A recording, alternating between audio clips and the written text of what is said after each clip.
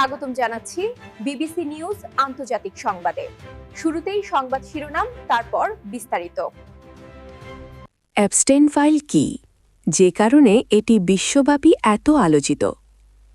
ইরানে হামলা হতে পারে আজই, মধ্যপ্রাচ্যের মিত্রদের সতর্ক করলেন ট্রাম্প। ভয় আতঙ্কে খাবার ও পানি মজুত করছে সাধারণ মানুষ। ভোটের আগেই যুক্তরাষ্ট্রের সঙ্গে বাংলাদেশের শুল্ক চুক্তি সই। এতক্ষণ শুনছিলেন সংবাদ শিরোনাম, এখন বিস্তারিত।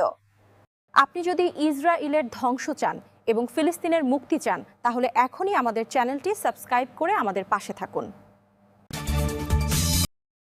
অ্যাবস্টেইন ফাইল কি, যে কারণে এটি বিশ্বব্যাপী এত আলোচিত? যৌন অপরাধী ও ধনাঢ্য ব্যবসায়ী জেফ্রি এপস্টাইনের অপরাধমূলক কর্মকাণ্ডের নথিপত্র বা এপস্টেইন ফাইলস বর্তমানে মার্কিন রাজনীতিতে এক বিশাল বিতর্কের জন্ম দিয়েছে। গত কয়েক মাস ধরে এই ফাইলগুলো প্রকাশের দাবিতে ডোনাল্ড ট্রাম্প প্রশাসনের ওপর ব্যাপক চাপ তৈরি হচ্ছিল, এমনকি খোদ রিপাবলিকান পার্টির ভেতর থেকেও স্বচ্ছতার দাবি ওঠে। দীর্ঘ সময় এসব গোপন নথি প্রকাশের বিরোধিতা করার পর অবশেষে সুর নরম করেছেন প্রেসিডেন্ট ট্রাম্প। শুক্রবার ৩০ জানুয়ারি যুক্তরাষ্ট্রে মানি লন্ডারিং ও যৌন অপরাধে জড়িত জেফ্রি এপস্টেইন সংক্রান্ত তদন্তের সঙ্গে যুক্ত ৩০ লাখের বেশি পৃষ্ঠার নথি প্রকাশ করা হয়েছে।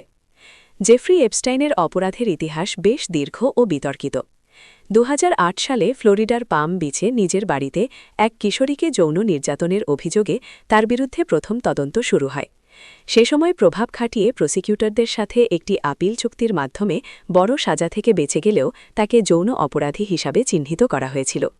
তবে ১১ বছর পর পুনরায় অপ্রাপ্তবয়স্ক মেয়েদের দিয়ে যৌন ব্যবসার নেটওয়ার্ক চালানোর অভিযোগে তিনি গ্রেফতার হন।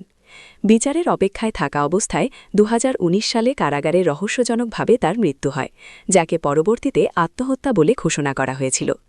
এই দীর্ঘ তদন্ত প্রক্রিয়ায় ভুক্তভোগীদের সাক্ষ্য ও এপস্টাইনের বিভিন্ন সম্পত্তিতে অভিযান চালিয়ে বিপুল পরিমাণ নথিপত্র ও ইমেল সংগ্রহ করা হয়, যা এখন এপস্টাইন ফাইলস নামে পরিচিত। ইরানে হামলা হতে পারে আজই, মধ্যপ্রাচ্যের মিত্রদের সতর্ক করলেন ট্রাম্প। ইরানের বিরুদ্ধে এক ভয়াবহ সামরিক অভিযানের দ্বারপ্রান্তে দাঁড়িয়ে আছে যুক্তরাষ্ট্র। মার্কিন সংবাদমাধ্যম দ্য ড্রপ সাইট নিউজের এক প্রতিবেদনে দাবি করা হয়েছে, প্রেসিডেন্ট ডোনাল্ড ট্রাম্প চাইলে আজ রবিবার ১ জানুয়ারি থেকেই ইরানে সুপরিকল্পিত হামলা শুরু হতে পারেন। তবে এই হামলার মূল লক্ষ্য কেবল ইরানের পারমাণবিক বা ক্ষেপণাস্ত্র কর্মসূচি ধ্বংস করা নয়, বরং শীর্ষ নেতৃত্বের ওপর শিরচ্ছেদ কৌশল প্রয়োগ করে দেশটিতে সরকার পরিবর্তন বা রেজিম চেঞ্জ ঘটানো। মার্কিন যুদ্ধ পরিকল্পনাকারীরা মনে করছেন, ইরানের Islamic revolutionary guard corps IRGC এর নেতৃত্বকে সরিয়ে দিতে পারলে সাধারণ মানুষ রাস্তায় নেমে আসবে এবং বর্তমান সরকারের পতন ঘটবে। সাবেক এক শীর্ষ মার্কিন গোয়েন্দা কর্মকর্তার দেওয়া তথ্যমতে ইসরায়েলি প্রধানমন্ত্রী বেনিয়ামিন নেতানিয়াহু এই হামলার জন্য অধীর আগ্রহে অপেক্ষা করছেন। তিনি ট্রাম্পকে এই আশ্বাসও দিয়েছেন যে তেহরানে পশ্চিমা ঘেঁষা নতুন সরকার গঠনে ইসরায়েল পূর্ণ সহযোগিতা করবে। ট্রাম্প নিজেও শুক্রবার ৩১ জানুয়ারি ওভাল অফিসে এক বক্তব্যে বিশাল মার্কিন নৌবহর ইরানের দিকে এগিয়ে যাওয়ার বিষয়টি নিশ্চিত করেছেন। এই পরিস্থিতির গুরুত্ব অনুধাবন করে মধ্যপ্রাচ্যের আরব দেশগুলো এখন চরম সতর্কাবস্থায় রয়েছে। ইতিমধ্যে সৌদি আরব এবং সংযুক্ত আরব আমিরাত সাফ জানিয়ে দিয়েছে যে ইরানের বিরুদ্ধে কোনো সামরিক অভিযানে তারা তাদের আকাশসীমা বা আঞ্চলিক জলসীমা ব্যবহার করতে দেবে না। এদিকে সম্ভাব্য মার্কিন হামলা মোকাবেলায় ইরানও নজিরবিহীন পাল্টা হুমকি দিয়ে রেখেছে।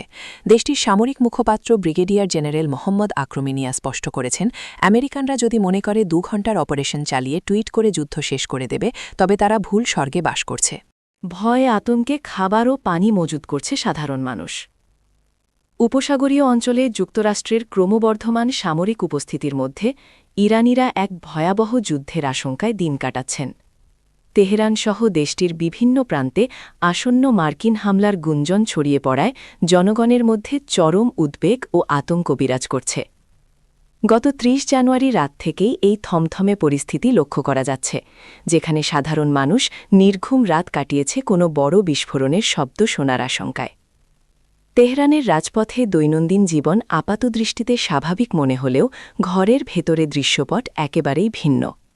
অনেক বাসিন্দা সম্ভাব্য বোমাবর্ষণের ক্ষতি এড়াতে নিজেদের বাড়ির জানালার কাঁচ স্কচটেপ বা বিশেষ কায়দায় সিল করে দিচ্ছেন। বাসিন্দাদের মতে, বোমা হামলা শুরু হলে সরকার সমর্থক আর বিরোধী পক্ষের মধ্যে কোনো তফাৎ থাকবে না, সবাই একইভাবে বিপদে পড়বে। এই বাস্তবতায় সামাজিক যোগাযোগ মাধ্যমে ক্ষেপণাস্ত্র হামলা থেকে বেঁচে থাকার উপায় এবং জরুরি প্রস্তুতির নানা পরামর্শ দ্রুত ছড়িয়ে পড়ছে। অনেকেই অন্তত 10 দিনের শুকনো খাবার, পানি এবং প্রাথমিক চিকিৎসার সরঞ্জাম মজুত করছেন। এমনকি বয়স্ক ও দীর্ঘমেয়াদী রোগে আক্রান্তরা 3 মাসের অগ্রিম ওষুধ কিনে রাখছেন।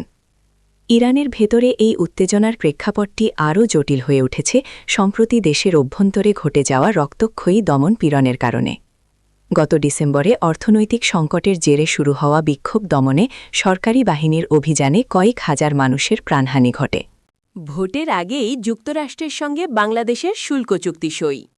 আসন্ন ত্রয়োদশ জাতীয় সংসদ নির্বাচনের আগেই যুক্তরাষ্ট্রের সঙ্গে বাংলাদেশের শুল্ক চুক্তি সই হচ্ছে। ভোটের 3 দিন আগে 9 ফেব্রুয়ারি ওয়াশিংটনে এই চুক্তি স্বাক্ষর অনুষ্ঠান হবে বলে জানিয়েছেন বাণিজ্য সচিব মাহবুবুর রহমান। রোববার 1 ফেব্রুয়ারি সচিবালয়ে তিনি সাংবাদিকদের বলেন, 9 ফেব্রুয়ারি যুক্তরাষ্ট্রের কাছ থেকে তারিখ পেয়েছি। এই তারিখে সই করার জন্য অনুমোদন চেয়ে সারসংক্ষেপ পাঠিয়েছি। এতে বাংলাদেশ প্রতিনিধি দলের নেতৃত্ব দেবেন বাণিজ্য উপদেষ্টা শেখ বশির উদ্দিন। বাংলাদেশের ওপর আরোপ করা 20% পাল্টা শুল্ক হার নিয়ে এর আগে গত আগস্টে সমঝোতা হয় 2 দেশের, কিন্তু চুক্তি স্বাক্ষর বাকি ছিল। চুক্তির খসড়া এবং পাল্টা শুল্কের হার কত হতে পারে এমন প্রশ্নের জবাবে বাণিজ্য সচিব বলেন, 20% আছে, কিছু দেশে একই আছে, আবার কিছু দেশে আছে এর চেয়ে বেশি। আশা করছি হার কিছুটা কমবে, তবে 9 ফেব্রুয়ারির আগ পর্যন্ত নিশ্চিত করা যাচ্ছে না। এদিকে যুক্তরাষ্ট্রের সঙ্গে চুক্তি করতে 5 ফেব্রুয়ারি ঢাকা ছাড়ছেন বাণিজ্য উপদেষ্টা ও বাণিজ্য সচিব। তারা আগে জাপান যাবেন। পরদিন জাপানের রাজধানী টোকিওতে বাংলাদেশ জাপান অর্থনৈতিক অংশীদারিত্ব চুক্তি BJPA সই হবে। সেখান থেকেই তারা ওয়াশিংটনে যাবেন। জাপানের সঙ্গে ইপিএ নিয়ে গত 22 ডিসেম্বর সংবাদ সম্মেলন করে বাণিজ্য মন্ত্রণালয় জানিয়েছিল, চুক্তি স্বাক্ষর হলে প্রথম দিন থেকেই বাংলাদেশের 7,379টি পণ্য জাপানের বাজারে শুল্কমুক্ত প্রবেশাধিকার পাবে। অন্যদিকে জাপানের 1,039টি পণ্য বাংলাদেশের বাজারে তাৎক্ষণিক শুল্কমুক্ত প্রবেশের সুবিধা পাবে। ইউরোপীয় ইউনিয়নের সঙ্গে ভারতের সম্প্রতি যে মুক্ত বাণিজ্য চুক্তি FTA সই হয়েছে, তা নিয়ে সরকার উদ্বিগ্ন কিনা জানতে চাইলে বাণিজ্য সচিব বলেন, উদ্বেগের কিছু নেই। তৈরি পোশাক খাতে সক্ষমতা অর্জন করে বিশ্বের দ্বিতীয় বৃহত্তম রপ্তানিকারক দেশ আমরা। আর ভারত বস্ত্র খাতে বেশ ভালো। গোটা বিশ্বেই তাদের একটা অবস্থান আছে। আমাদের কাঁচামালও তাদের কাছ থেকে আমদানি করা হয়। প্রসঙ্গত, বাংলাদেশের পণ্যের ওপর প্রথমে 37% এবং পরে 35% পাল্টা শুল্ক ঘোষণা করে আলোচনার সুযোগ রেখেছিলেন যুক্তরাষ্ট্রের প্রেসিডেন্ট ডোনাল্ড ট্রাম্প। ওয়াশিংটনে তৃতীয় দফার আলোচনা শেষে গত 31 জুলাই পাল্টা শুল্ক 20% নামানো হয়। তবে এজন্য দেশটির সঙ্গে বাণিজ্য ঘাটতি কমানোর প্রতিশ্রুতিসহ বাংলাদেশকে বেশ কিছু ছাড় দিতে হয়।